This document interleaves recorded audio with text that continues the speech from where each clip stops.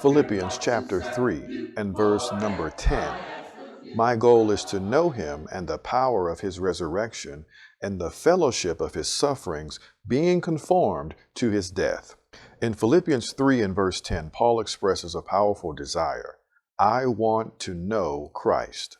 This is a sentiment that resonates deeply with every Christian. We all want to know Jesus more intimately and grow in our relationship with him. Paul then continues by saying he wants to know the power of his resurrection. Again, what believer doesn't want to experience the same power that raised Jesus from the dead?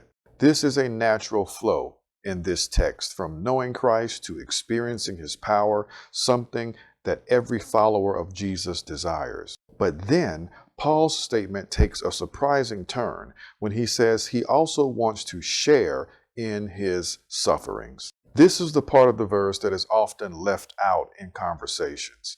It's a stark contrast to the earlier part of the passage, and one that doesn't align with the typical message of modern Western Christianity, where following Jesus is often associated with blessings, comfort, and success.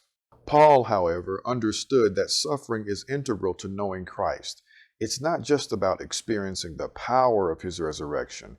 It's about being willing to share in the sufferings of Jesus. Paul knew that suffering wasn't something separate from the Christian experience, but part of what it meant to follow Jesus. For Jesus, suffering was woven into his entire ministry. He endured rejection, betrayal, mockery, and the cruelty of the cross.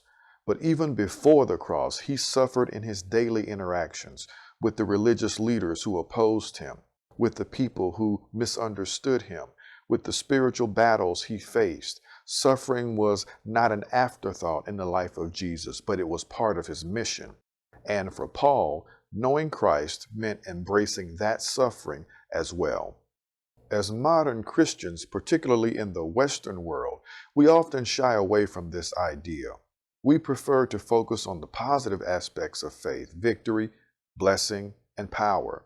But Paul reminds us that suffering is another way we come to know Christ.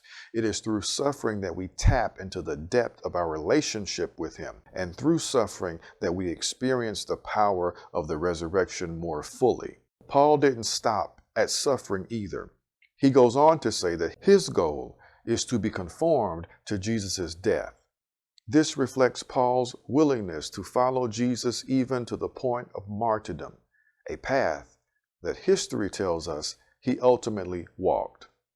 For Paul, the ultimate imitation of Christ was to give his life for the one who had given everything for him.